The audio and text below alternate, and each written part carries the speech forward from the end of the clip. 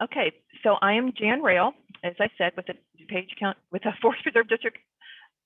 Excuse me, I used to be with the Forest Preserve, with the Conservation Foundation, and I'm introducing Amanda Arnold from Planet Landscape Perspectives, and I'm going to turn it over to her now. Let me just go to the next screen. It's not sharing. Okay, stop share, and I'll let Amanda take over the screen.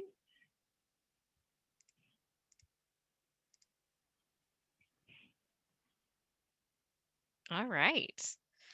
So welcome everyone. I'm kind of sad to see that it's warmer in Maine today than it is here. We're a balmy like 38 degrees and cloudy, and our friend from Maine said it's 50 degrees and beautiful. So, but wherever you are today, thank you for tuning in. Thank you for supporting the Conservation Foundation. I've been involved with the Conservation Foundation for several years now, and I really love the work that they do and just getting people to understand that there's a lot more to what nature has to offer. So thank you all for joining us today. We're going to start by talking about rain gardens and what that means. So let's dive in. Let's see if we're all right. So I always like to preface it by just going through some learning objectives. We're going through the process today. We're going to go through the nuts and bolts and really dive into what rain gardens are, how they work, understanding the function, where they go, and then also making them beautiful. Rain gardens don't have to be a hole in your yard or a soggy place. They don't also have to be just a mess of native plants and craziness that people look at it and think it's weeds. So there's a lot to go into a rain garden. And really understanding the nuts and bolts is important. It's a little more detailed than just looking at a plant tag and saying, oh, that looks for moisture. There's a lot that goes into rain gardens, but they are so vital for our environment. Everybody who owns a house or has property understands there's soggy places. There's always places that have soggy natures because we regrade, things sink, we have trees taken out.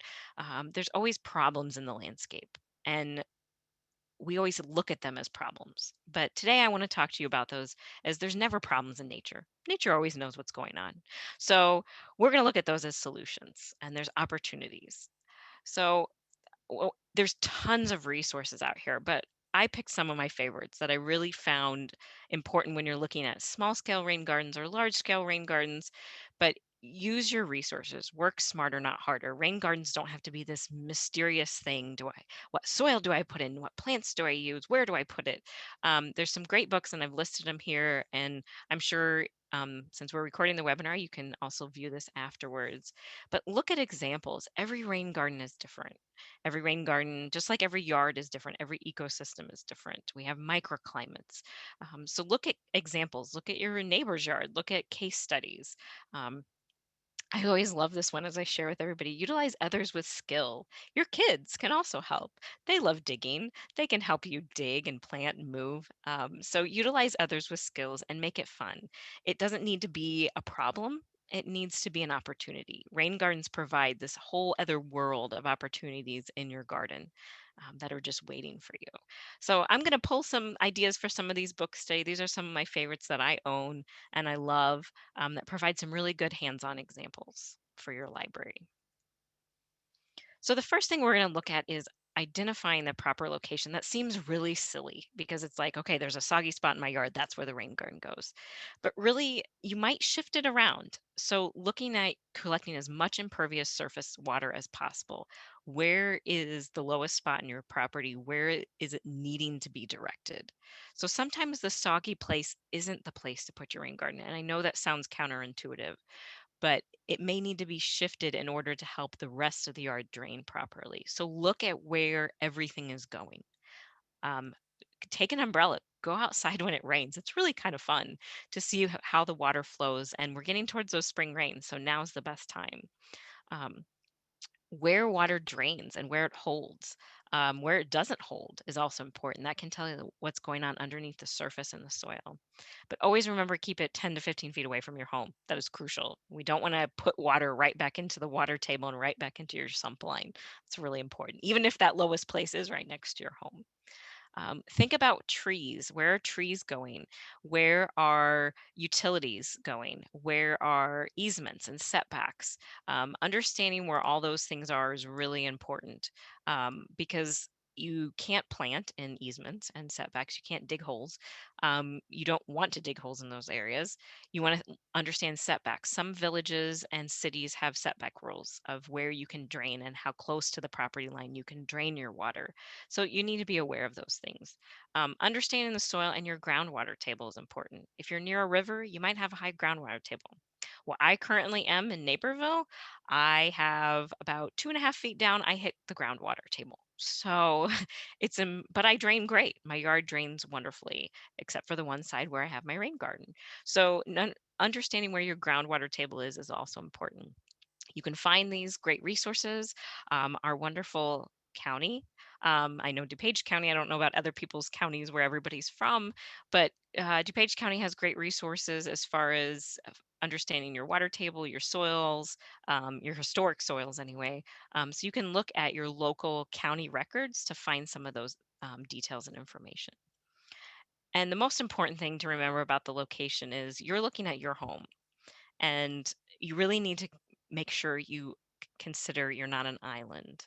I know many of you that are tuning into this probably know that already, but remember that water's not only coming from your house and your property and your impervious surfaces, your concrete, your driveway, but it's also coming from your neighbors. I just worked with a client yesterday that I was talking with, and we found out that her backyard is actually draining about 2.75 acres in the suburbs.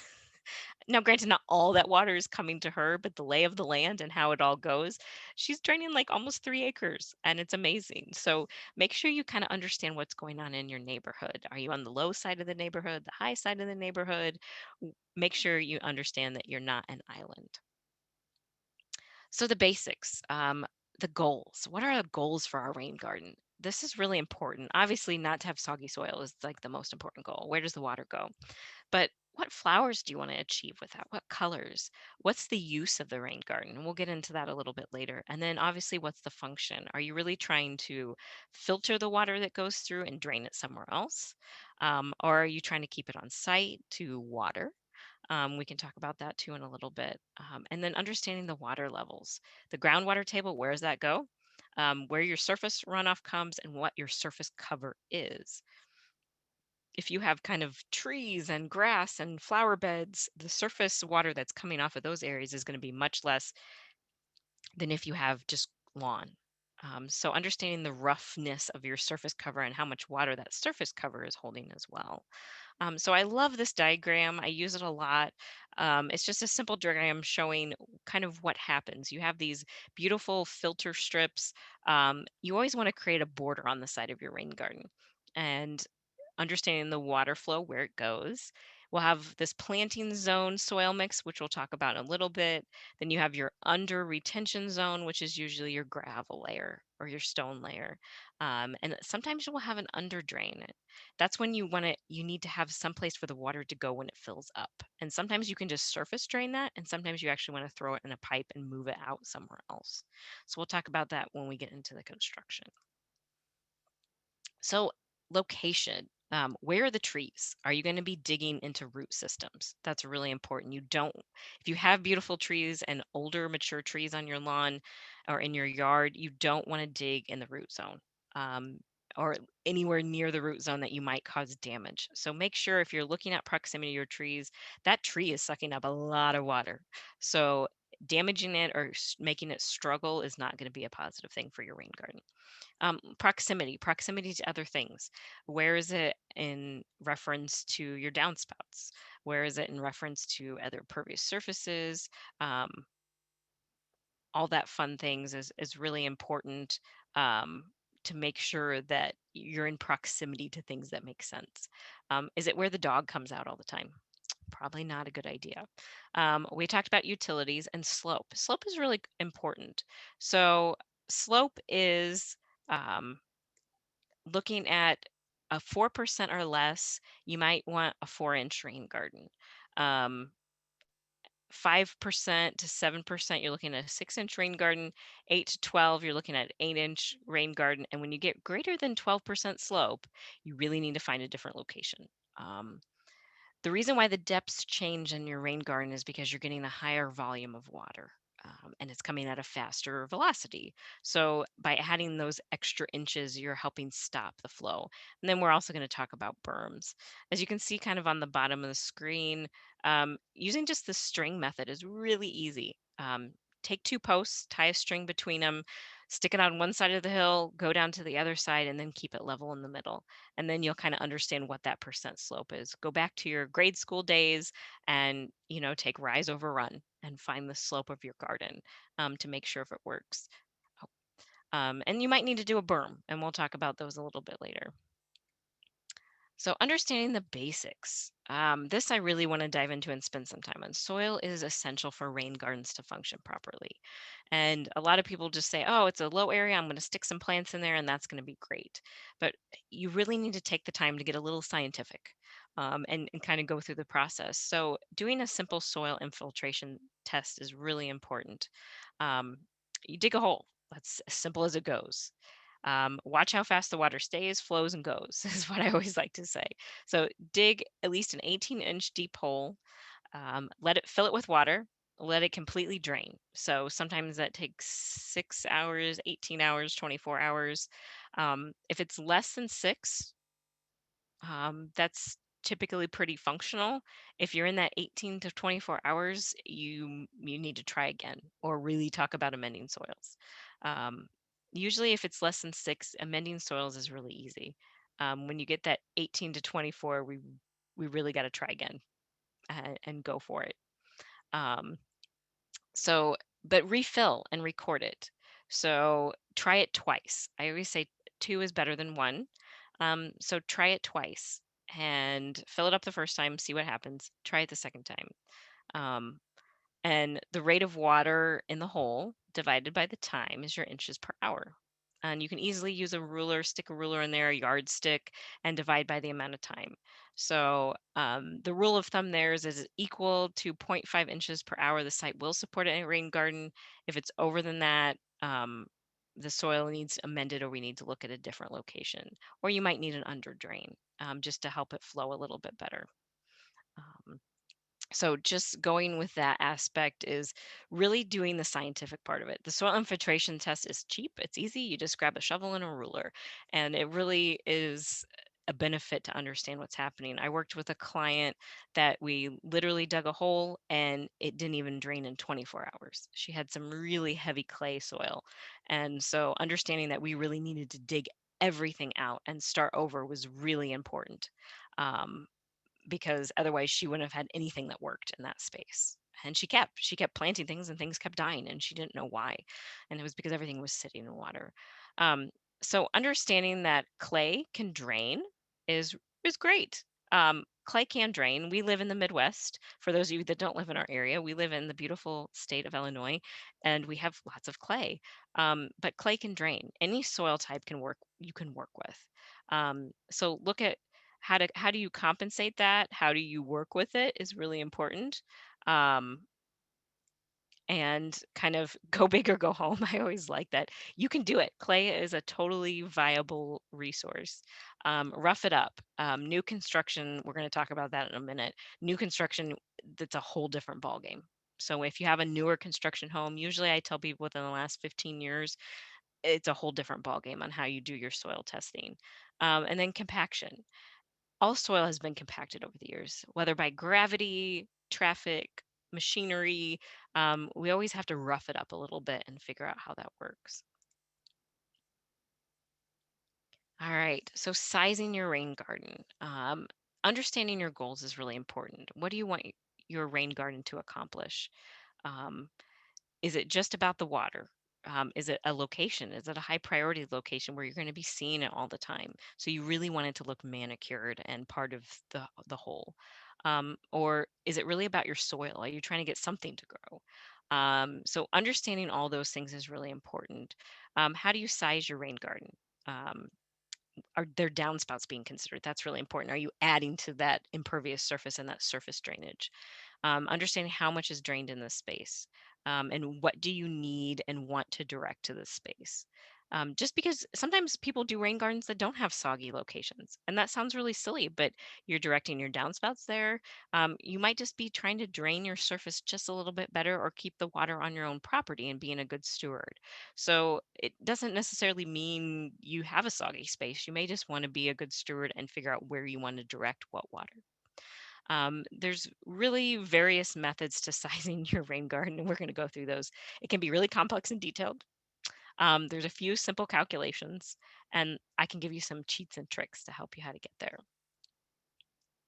So here's kind of the detailed. I know this is a lot of words. I know this is only like for many of us, it's like lunchtime. So you're in a food coma and you're looking at this saying, why is she trying to make me read all this? But you don't have to worry about read all this.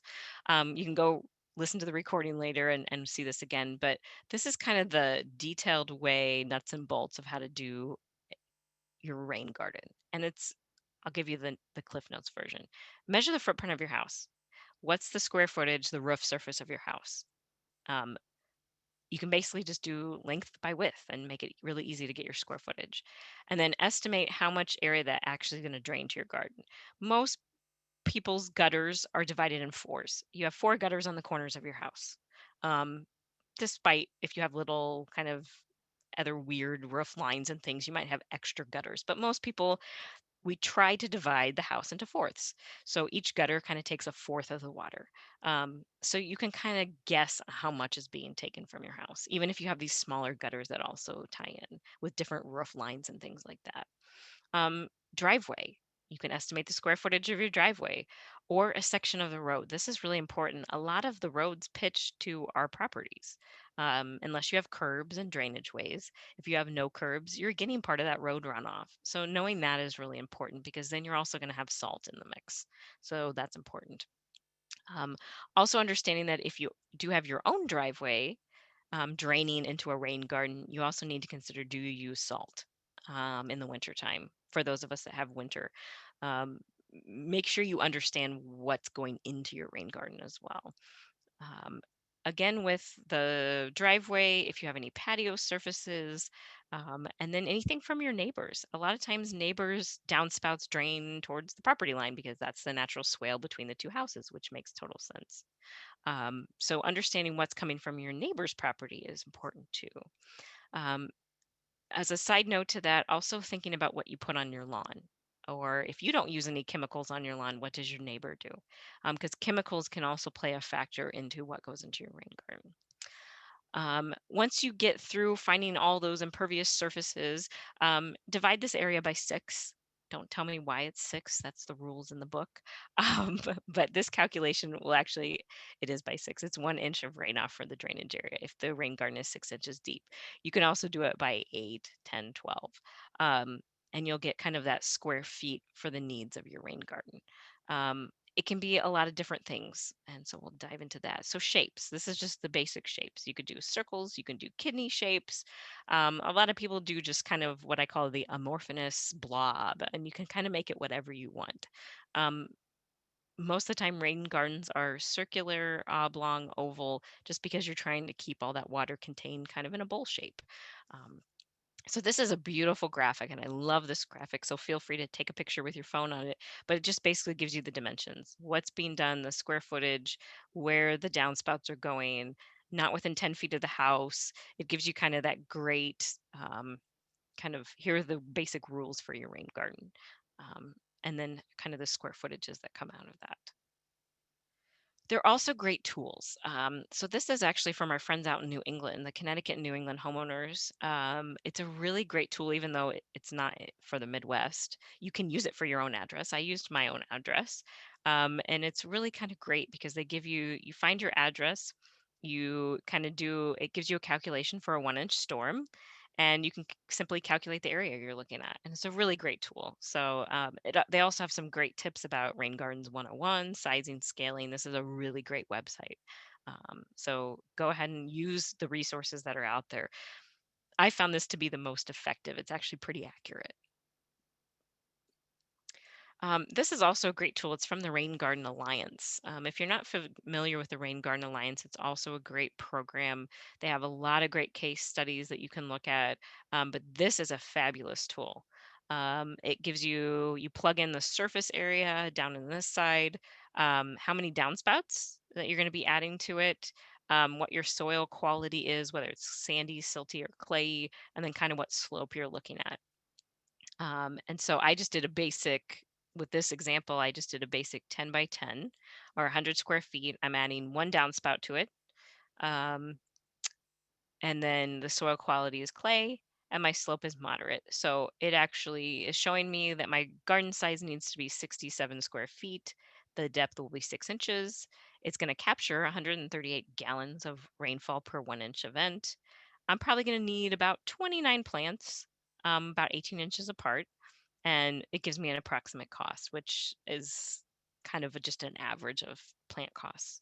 So this is a really fun tool because it also helps you with the plant aspect a little bit. It talks to you about how much rain you're actually capturing, which is really important, and it kind of gives you the kind of the big picture. So utilizing these online tools is really great, to try to give you just a basic starting point of where to start your rain garden. So designing the shape, this is really important as far as understanding the lay of the land, working with the slopes, and obviously can be any freeform shape. I love this picture because it's like, let's go around this tree here. Um, be careful that, again, you're not going to be in the root zones of the tree. I use this example for that reason because this tree is going to get a lot larger. And so you're going to have root growth into the rain garden area. So you might want to move it around a little bit. Protect your trees. It's really important. It's always better to err on the side of caution and go slightly larger than smaller for your rain garden. The calculations are just an estimate. Unless you're really diving into the calculating details of, okay, I know that this much is coming from here and this much is coming from here, and this is the soil cover. You're getting into coefficients, and there's some really great formulas out there if you really want to dive into the math part of it. But really err on the side of caution and go slightly larger. If you're in the Midwest, you know that we have these giant 6 to 8 inch rain events that can be just catastrophic. Your rain garden isn't going to function for those events. Don't build a rain garden for those 8 inch events. But if you want to go beyond the 1 inch event, 2 inch events are very common now in our environment. So if you want to scale for a 2 inch event, that is, you know, double the size, or even increase it by a fourth or a half, is really important to kind of capture those larger events. If you start getting your rain garden too large, you're going to dry it out too much, and then your plants aren't going to do the functions that they need to do or survive. Really fit into the existing landscape style. What is your landscape style? Is it more formal? Is it more informal? Is it kind of something in between? Are you going for that naturalistic style? You really need to fit it in with your existing landscape. It doesn't need to be its own little special rain garden island. Like I said earlier, you're not an island, you're part of a whole system and a whole ecosystem. So making sure you're fitting into that landscape style is really important. And one thing that people totally forget is, how is it going to be viewed? Everybody thinks about the function of the rain garden. What's it doing? But think about the form. Is it going to be viewed from the street? Is it going to be viewed from your home, the driveway? Are you going to be able to walk all around it? You can design it in a way that it's really a multiple side function. So making sure that you can view it from all sides is really kind of interesting because you're not the only one viewing it as well. So consider how it's going to be viewed and where you want to maybe put those accent pieces and kind of those, um, design functions. It is a form. It is a beautiful piece of your landscape, and it doesn't just necessarily need to be, okay, I'm going to dig a hole and put a bunch of plants in it. We can get past that. Rain gardens can be so much more beautiful. All right, so the function, the fun part. Now we're going to dive into the soils. So we've done kind of the soil test, the percolation test. You've filled your hole with water, you've let it fill up, then you wait. Usually I tell people to wait. I usually do a whole day. You want it to really dry out before your next filling up so you can get an accurate measurement. So you filled it up, you found out that, it percolates in about 8 hours or so. You need to amend the soil a little bit. If it's less than 8 hours, we talked about 6 hours. If it's less than 6 hours, you're good to go. Excavate as you need to and go for it.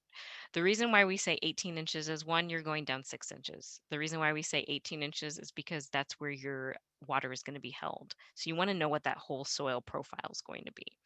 Um, This is where I dive into the talk about new construction. If your house is less than 15 years old, chances are that the top of your soil is only about 2 to 4 inches of topsoil. So that's really important to understand. The minute you get past that, you're probably looking at fill soil. So that can be anything from local, in our area, local clay or local topsoil clay mix and construction debris. And then when you get past that kind of 8 inch mark into that next 10 inches that we're digging in, you're probably talking about more of the native local soil. So that's why it's really important that you dig that 18 inches and understand your soil profiles.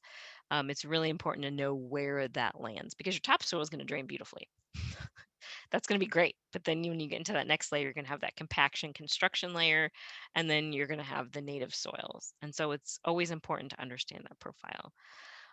If you are in that above 6 hours of drainage, then you're going to want to look at some kind of mix. And you can talk to, I have a soil scientist that's a good friend of mine, and he is constantly reevaluating soil mixtures and what do we put where and what do we put here. Here's just the typical mix. You're going to see a lot of different things out there, but 50 to 60% sand, 20 to 30% topsoil with low clay content, and 20 to 30% compost. Or just simply make it easy and do 30, 30, 30. You really can't go wrong with a balanced mix. Um, if you start getting towards those later numbers, like the close to 18 hours, then you might want to go a little heavier on the sand because you need that water to drain through, hold there, and then dissipate through the clay. Um, so look at those numbers. But I've seen all sorts of mixes. I've had people and experts say that you should do more sand, more topsoil. You really need a balance, and you really need a balance in that upper mixture. Um, Utilize the excavated soil.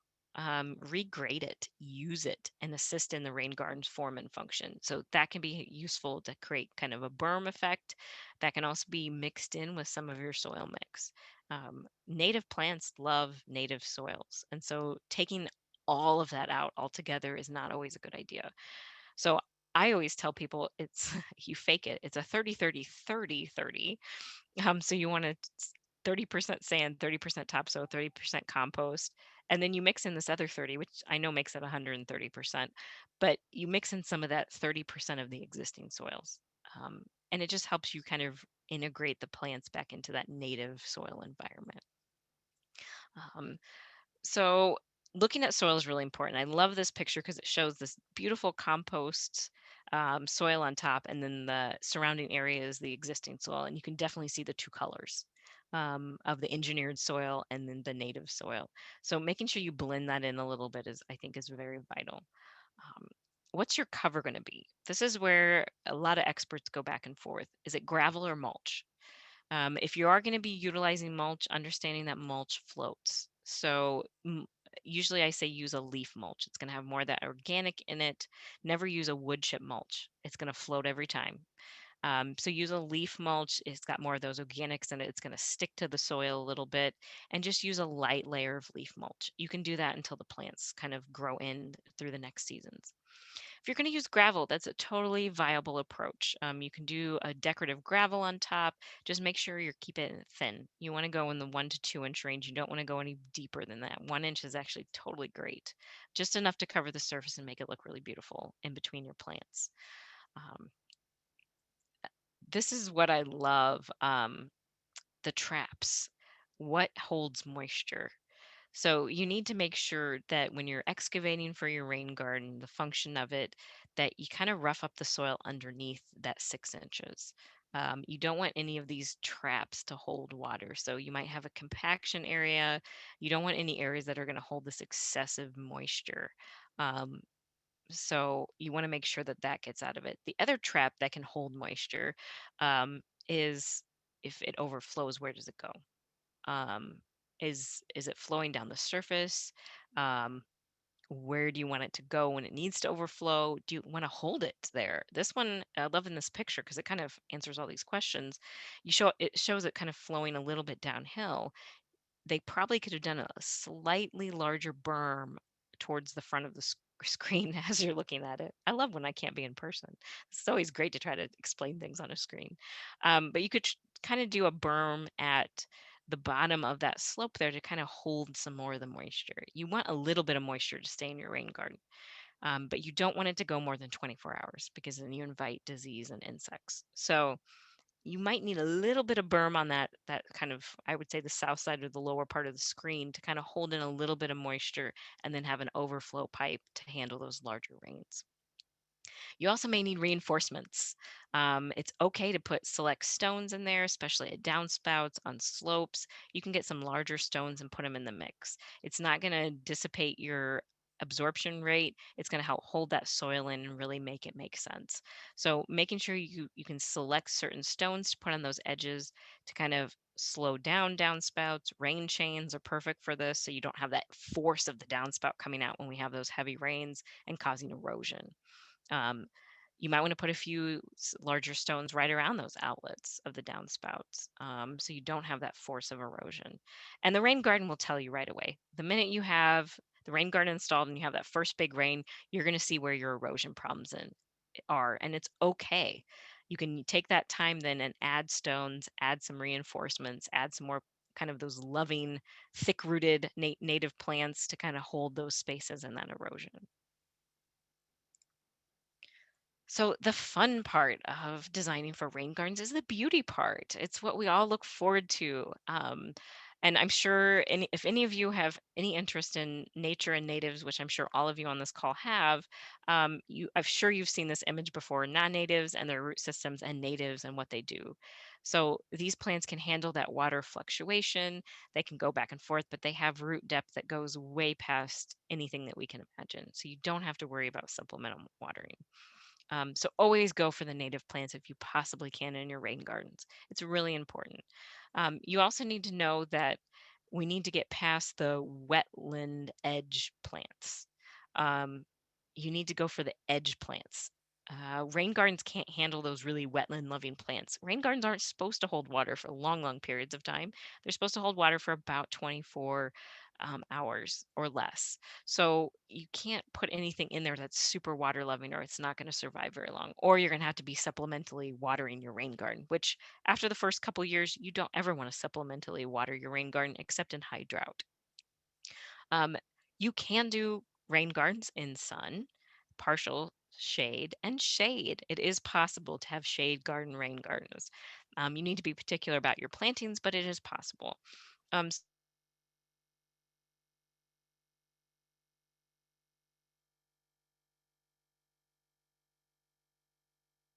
a lot of online resources where you can follow sun patterns, um, and go from there. So it's really exciting. Think about aesthetics. What do you want it to look like? How much maintenance do you want to put into it is really important. So, what are going? I always bring it back to the goals. What are the goals for your rain garden? It's not just to solve a water problem. You really need to think about what you're trying to achieve with your rain garden. So, we talked about conservation at home at the beginning. There's going to be a great webinar about it next week. I love conservation at home. My house is conservation at home certified, and I loved helping clients certify their homes every time I go to their property. But they have this wonderful brochure, and you can download it off their website, about building your own rain garden. And they give you sample rain garden plants so you can start that research process. And I love the varieties here. You can have color, you can have texture. I have some people that have to put rain gardens right next to patios, and they don't necessarily want a bunch of flowery plants because either their son or daughter is allergic to bees. There's some beautiful sedges that we can use, and grasses, and you can really bring out things that don't have that high pollinator factor, but still can be really elegant and beautiful. So there's a large range of items that you can put in your rain garden, but understanding how big they get is important. We've got some really tall ones here. We've got some of my favorites like Queen of the Prairie. Um, we've got beautiful, swamp milkweed and marsh blazing star. All those things have height to them. So as we talked about before, you need to figure out what views your rain garden is going to be at and put high things in the middle if you're going to see it from all sides. Stagger out with lower things. Think about the seasons. Think about what's going to be seen first, what's going to come up. The biggest thing about rain gardens is understanding that a lot of our native plants are shy in the spring. So we do have Jack in the Pulpit mentioned on here, but a lot of your and columbine, but some of your plants are a little shy in the spring. So making sure you have added features to handle some of those early snow melts or spring rains where all of your plant material is not fully in place. You might have some little erosion difficulties. So making sure you really get a balance of early plants. This has a false Solomon seal, the woodland phlox, all those fun things are um, needed in that environment. Um, and this is the inside of that pamphlet, which is really great. So it kind of gives you the drier zone on the outside and then the wet zone on the inside. So it kind of divides it up into wet and dry. A lot of the edge of your rain garden can be pretty much any native plant that can handle dry situations. So it's a really great pamphlet to look at. Um, one of the things I wanted to show here was this is another pullout from Rain Garden excerpt. Here's a rain garden for sun. And this one I like because it dives into different plant materials. It shows sizes of plant materials and how big they get. So I love this. This is a 12 by 24 feet space. So this adds some blueberries. You can add blueberries and the American cranberry, and you can do some of these other fun plants. One thing that a lot of your rain garden resources, and you'll find this many places, that doesn't address is shrubs and trees. You can put shrubs in your rain garden. Trees, I put on the periphery, or if you have a really soggy area, put it on like the downslope of where your rain garden is. Um, you can do some beautiful things with viburnums and pawpaws, spice bushes, aronia, that's your choke berries. So you can do a lot of fun things with a lot of shrubs, but I don't put any trees near your rain garden unless they're on the downslope. Um, but definitely you can do these beautiful shrubs on the outside of your gardens. I love putting spice bush in rain gardens. It's a beautiful accent piece. It's very unique and structurally beautiful. I also love aronia. It's just one of those fun plants that it just kind of does its own thing and has its own shape, and it has very beautiful seasonal interest. So you have things in there even in the wintertime that looks kind of fun. Um, so definitely explore some of those things. Plants, like I said, a lot of the resources you find out there really focus on perennials and grasses, and it kind of shies away from shrubs. But shrubs are a really viable option for a rain garden. This is one of my favorite examples of a rain garden for shade. It really can handle the shade material. You can do a lot of fun things in the shade. And I know for at least the Midwest area, there's rhododendrons on here. Um, I know rhododendrons aren't native, but they really are a nice rain garden plant. For other areas, rain garden or rhododendrons are native for you guys. Winterberry is also a beautiful shrub that you can add to this mix in the shade. And that is something we can do in our area. So think about what you can do shrub wise for your shade garden. There's some really beautiful shrubs that you can add to that mix as well.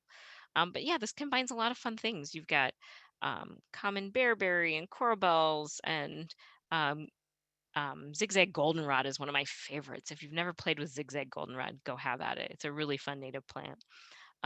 This also talks about viburnums and Fathagia shrubs. So this is a really fun plant palette that you can play with. And there's a lot of fun things you can do with shade. Just understand that if you are doing a shade garden, you are going to be limited to those natives that really have more of a spring interest. So you need to make sure that you balance that out with some accent shrubs for later in the season so you can have some of that fall interest, but a lot of our shade native perennials tend to be on the spring and early summer list with their interest.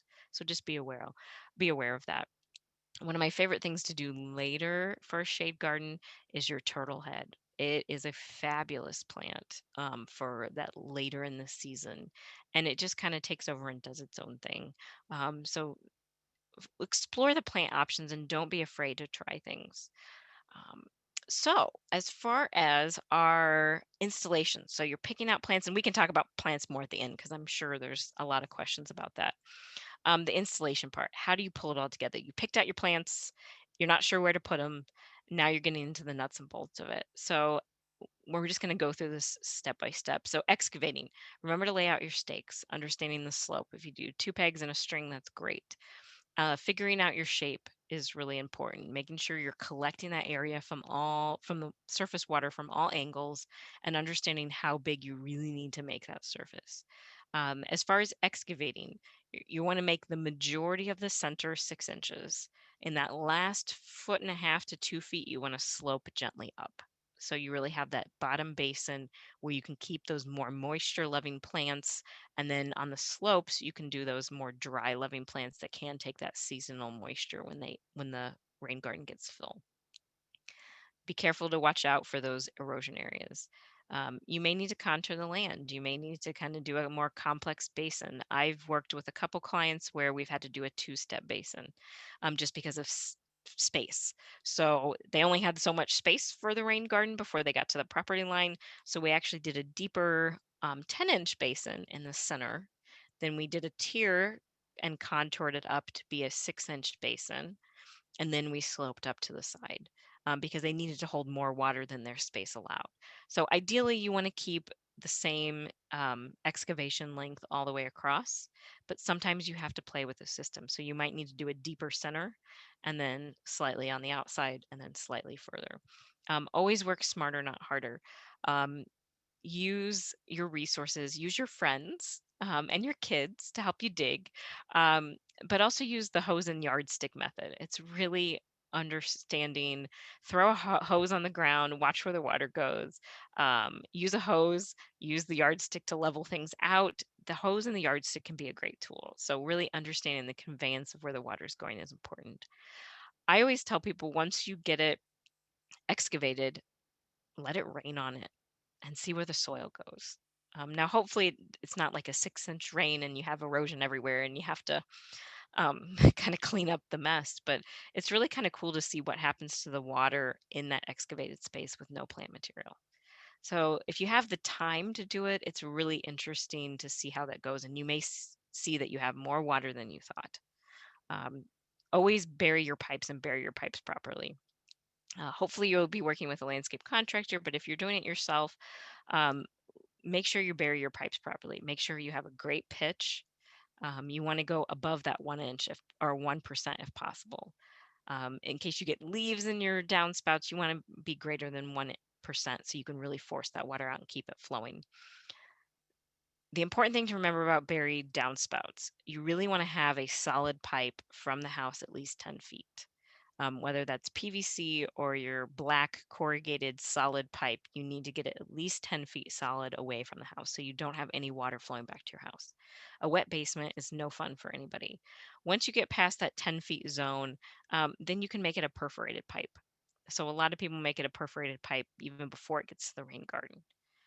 If your goal is to get all the water to the rain garden, which is always my suggestion, then make it a solid pipe all the way to the rain garden and then perforate it under the rain garden. If you can do the whole extent of the rain garden with a perforated pipe underneath, that's ideal. And then let that perforated pipe continue on.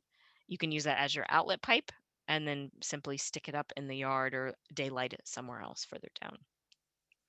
Making sure you get your basin level is really key. You need to keep the side slopes about 60%.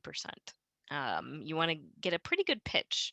But you want to make sure the bottom is very level. Otherwise, you'll have water standing at one end of the rain garden, and the top of the rain garden will be dry, and those plants in the bottom that need the moisture will suffer. So really make sure that you try to keep that level, that basin level. You always need an overflow solution, even if it's just above surface. So if you have an above surface outlet, fine. If it's going to drain through the rest of your yard, great. If you have a pipe, make sure you have an escape route. It's always important. Um, Soil, make sure you account for the slopes. This is important. I've had people excavate rain gardens and then they fill in 6 inches of soil and then they're like, where did my depression go? So make sure you account for the slopes of the rain garden. So make sure you overdig. Um, and then plant. Make sure the wettest plants go in the center. Your sides can handle that occasional flooding, and then any part of your berm needs to be dry plants. So the key to installing. This is where everybody has the most difficulty. You understand how the rain garden works, you know what you need to achieve, and then when you go to do it, something goes wrong in the process. So take the time to install it correctly. Don't cut corners. Make sure the sides of your rain garden have that pitch. You want a 60% pitch slope, and make sure that basin is level. Those are the keys. That's the most common rain garden fail that I see in residential yards is the basin is not level, they've not amended the soils, and they have no pitch on the sides to hold that water in place. And then finally, enjoy the efforts of your labor. Um, so I want to kind of take the last part of my talk here to talk about management and care. It looks beautiful. You put it in. Now, what do you do? Making sure you mulch and have cover over the first couple of years, whether you do gravel or you do leaf mulch, it's vitally important for those plants to really get established because they're going to be dealing with those water fluctuations. And even though they're native plants and they're built for it, they still need a little bit of help. Plant for overlap and competition. So if you want that rain garden to get started, know that native rain garden plants spread. So understand that they're going to kind of overlap each other, and that's going to be okay. Understand that they're going to compete with each other a little bit too. You might plant 7 varieties of plants, and in 5 years, you only have five. That's okay. That means those plants spread out and kind of took control, and they really enjoyed the competition, and they're the ones that are going to take over that space. So understand if the rain garden doesn't totally keep its shape and design intent, that's okay. Um, Periodically, please check your inlet and outlet for erosion and make sure your slope and level over time is staying the same. Rain gardens fill in. They get debris, they get moisture from other places, they get storm events. So making sure you're keeping that. You might need to excavate a little bit and put some plants back in place. Always remember to clean your downspouts and keep debris out of the rain garden because you want to keep those outlets flowing. Weeding. I'm sorry to say that even if you pick low maintenance, awesome rain garden plants, you will have to weed a little bit. I can't take that away from you. I'm sorry. But plant and plan for it. Plant items that are going to compete with each other and really fill in and take the space. Don't plant items that are going to seed up to the world or going to be creeping and taking over everything. So really be careful with your plant choices. Don't just say, "Oh, I found this great website, it had this sun garden, rain garden, and that's what I'm going to put in my yard." Look at the plants, do some research, take some time because sometimes those plans are great, but they require a lot of maintenance. So really plant for what you can handle. If you're not a maintenance person, then pick 5 or 6 varieties. That way, when you walk out to your rain garden, if you don't see those 5 or 6 varieties, then it's a weed and it's got to come out. So keep it simple for yourself. Don't get over ambitious. Cutting back, spring cutback is always the best. You want to keep some of those things through the winter in case you have snow melt. Plus, keeping the stuff up during winter, I think, is always a beautiful option. My biggest management speech that I give all of my clients is understanding when to ignore, edit, and remove. So sometimes you just have to ignore weeds and they're okay. They'll go away. Plants will outcompete them. Dandelions are a perfect example. People hate dandelions. So do I. But guess what? Those native plants are going to take over in a year and you're not going to see any more dandelions. So if you don't have 20 hours to spend in your garden, ignore the dandelions and focus on some of those other things that really do need to come out, like garlic mustard and thistle and things that are going to cause really big problems in your garden.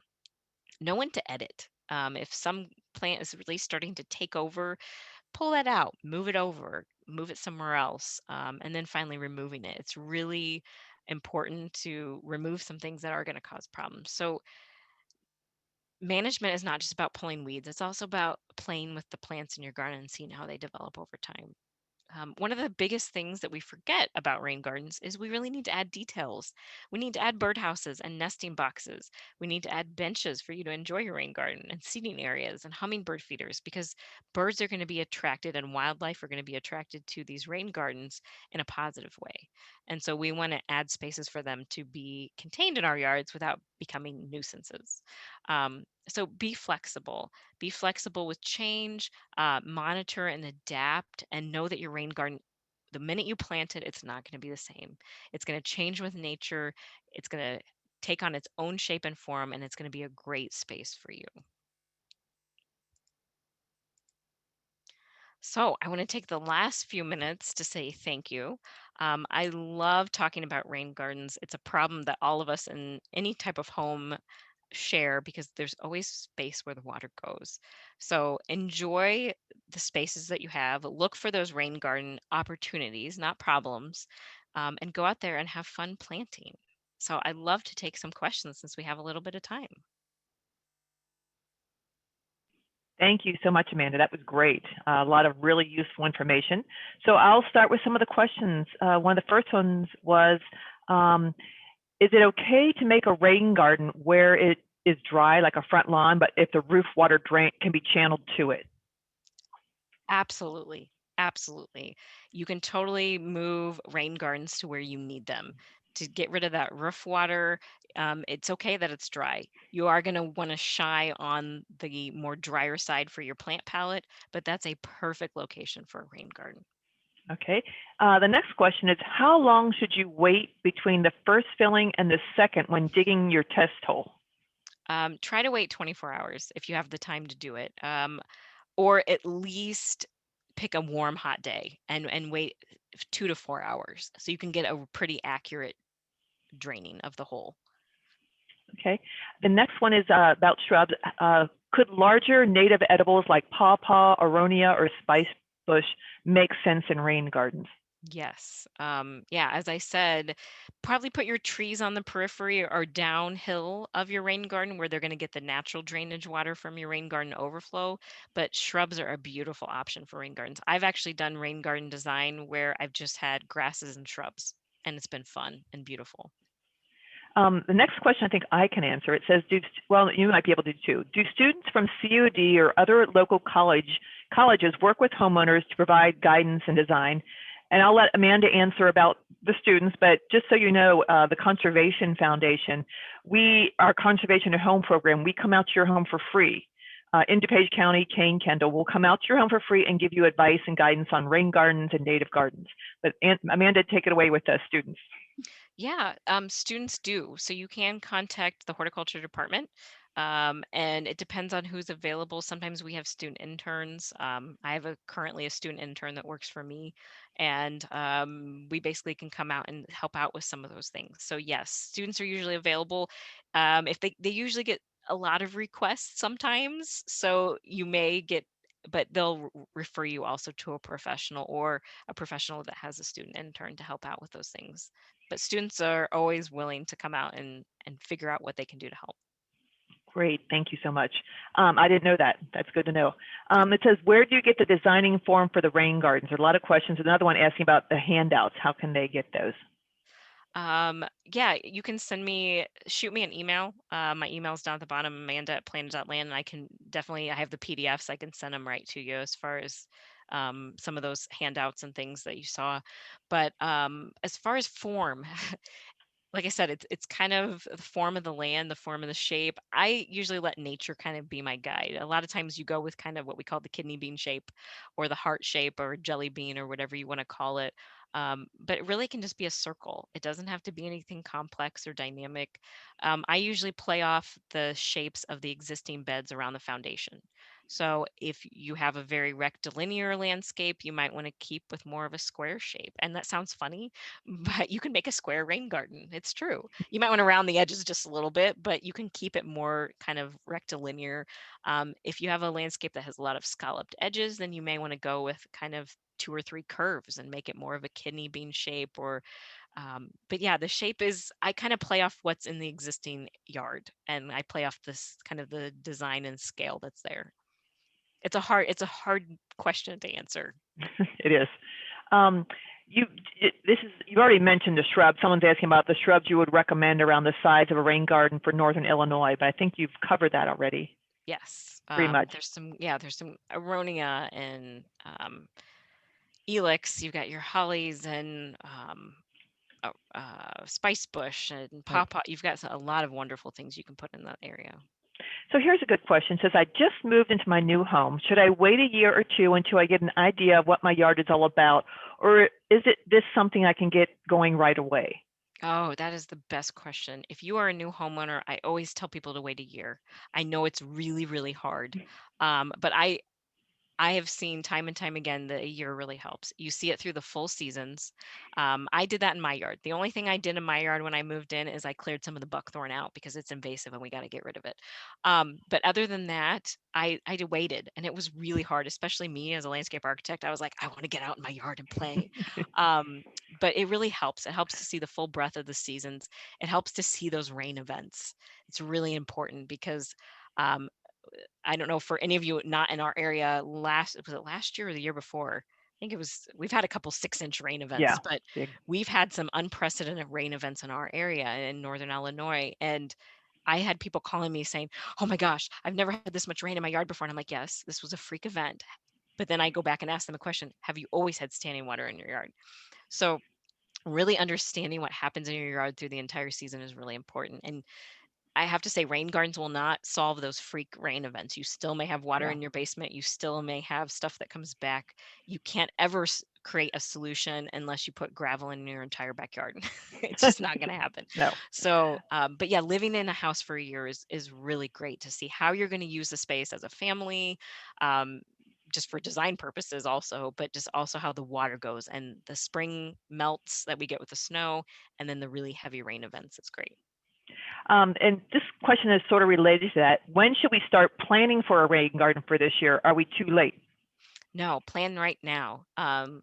Like Jan mentioned, we have the Conservation Foundation plant sale that's coming up, which is fabulous. You can plan for a rain garden now. Really, the best time to do a rain garden is in the middle of the summer when it's hot and dry, so you don't have to dig in the mud.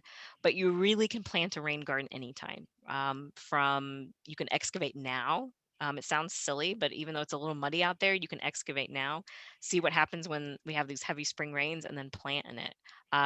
One of those pictures I showed you back on one of the slides that was actually taken with water standing. It was one of my colleagues. She had just planted the rain garden in the rain. She actually planted it in the rain because they were on deadlines. They had to get it done.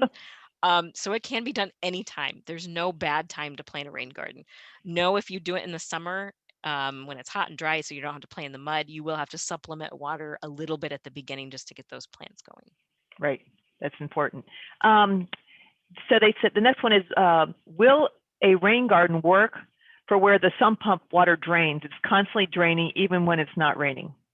Yes. So I do a lot of sump pump rain gardens. So one, I have some people's sump pumps. If you have high groundwater, your sump pump could go on when we haven't had rain in 2 weeks, and that's okay.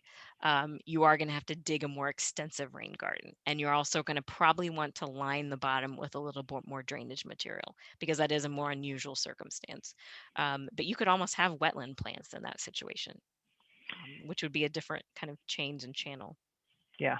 And I want to reiterate what Amanda said earlier too in her presentation, that watch the water that's coming from your neighbor's yard and where that flows to, because my neighbor next door, and we have the same issue. Our sump pump runs all season, even if we have a drought. We think there's an underground aquifer, but actually my neighbor next door has it worse because our entire neighborhood drains to his side yard.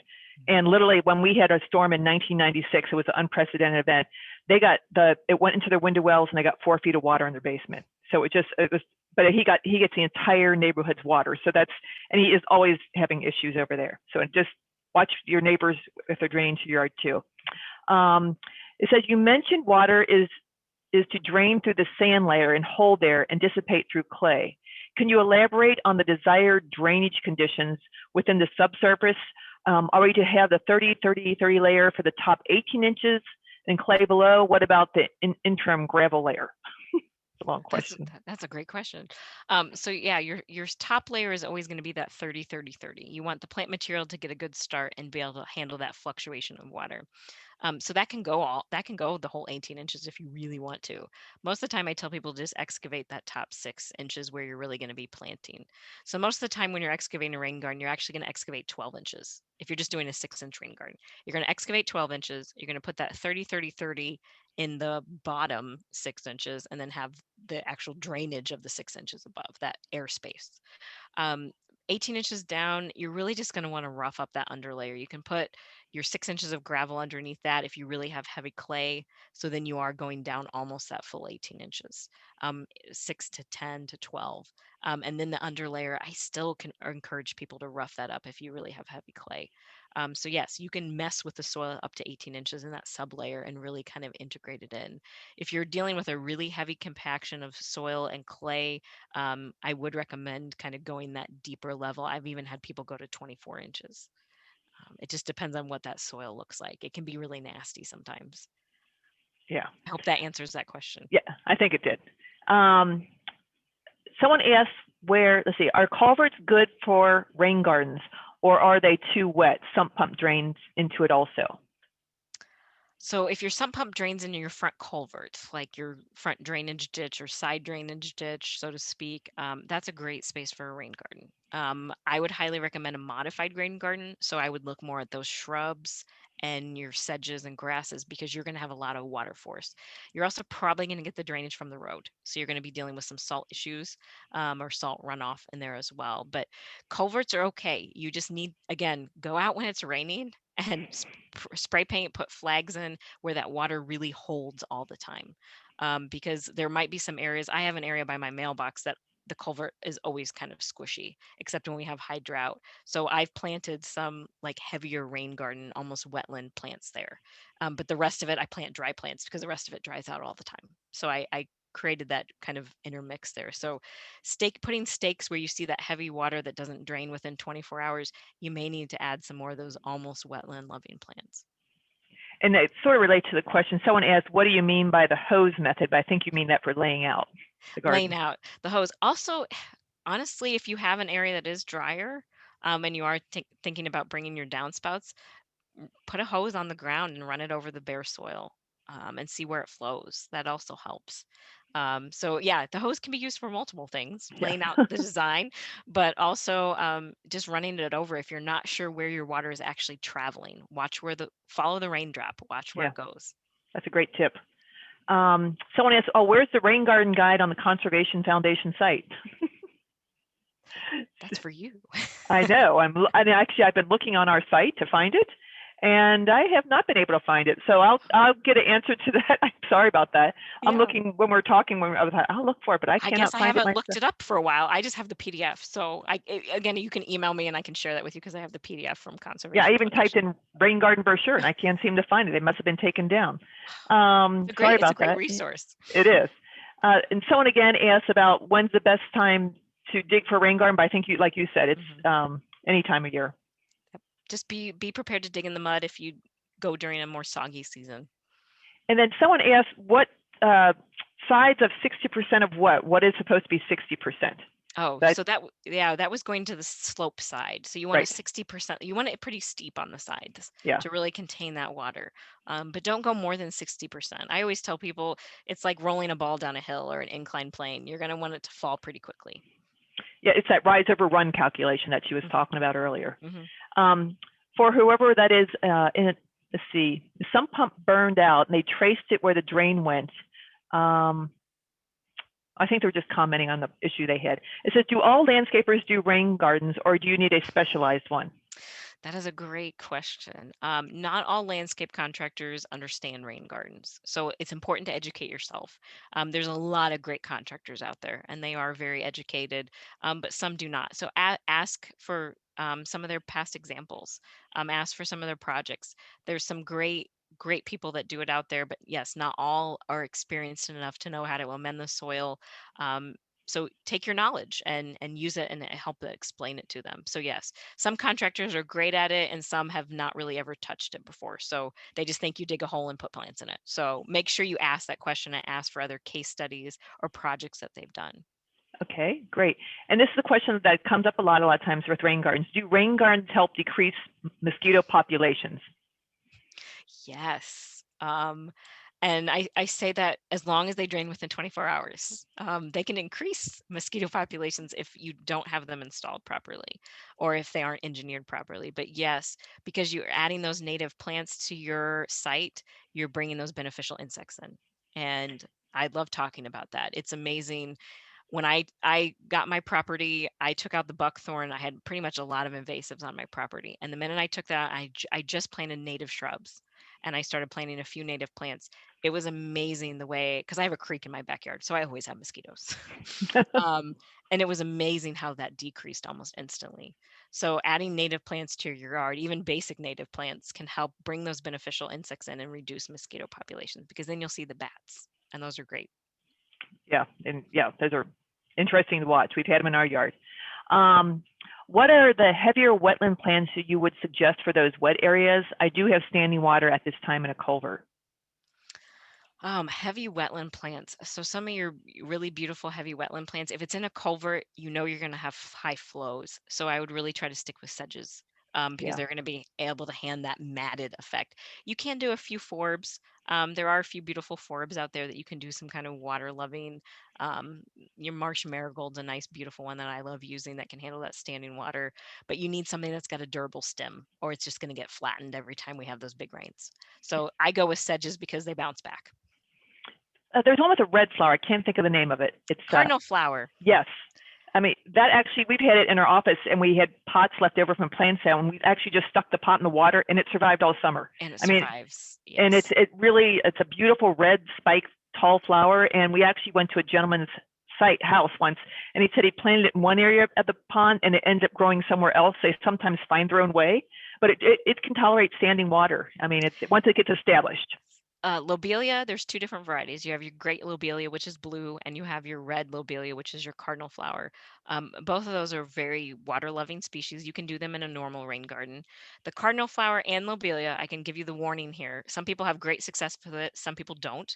Also, the warning of it, it goes where it wants to. So if you plant it in one area, chances are it's not going to stay there very long, but it'll go where it's happy. So I plant it in one area, it's now in a totally other area, but it's happy and it's growing. So just be aware that lobelia likes to migrate and it moves around where it wants to go. Yeah, that's what I have found out Yep. too. They find their own place there and they find where they're happy and that's Yep. where And it may they'll not end up. be where you plant it. Right, exactly. Just be ready for that. And also Jill Ziegler put a link there and actually I clicked on it. It is the PDF Oh, perfect. of the Conservation Foundation brochure. So, and I can copy that and send it in the chat too, but I checked the link out. It's okay. It goes right to that site and I'll put it in the chat. And someone else comments that the cardinal flower is short-lived and needs the seed. Yeah. So, but it is a pretty flower, but may not last long. And I think that's the last. Beautiful. Oh, someone did ask, should whole drain tests be done after a certain number of non-rainy days? That is a good question. Like, when do you do it? Do you do it now when the ground's still moisture saturated? I usually like to have at least 2 to 3 days before the next rain event. So the soil, if you have 2 days where it's dried out, at least 2 days where you've had enough heat and sun to dry out the soil. If you dig down 18 inches and you see a lot of moisture in the bottom of the hole, you're probably not going to get a good accurate reading. So that is a great question. I forgot to mention that. Thank you. Yeah. And with that, I know we're over the time and I appreciate you staying on a little longer. Yes, We've gone on. So they said it's a haven for hummingbirds too. Yes. So with that, and someone did type that Jim's out until June. Actually, his response, he's actually not out till June. I think he didn't change it on his settings, so he will be back in a week or so. He's enjoying some vacation time out of the office. So anyway, he will get back to you. So anyway, with that, I want to thank you. Thank you again for DuPage County. Yes, DuPage County Stormwater Management for hosting this, and you were the great presentation, Amanda. Really appreciate it. And we will be sending. Yeah, we'll be sending this recording out to everyone. Thank you. Bye-bye. Thank you. Have a great day. You too. Bye-bye.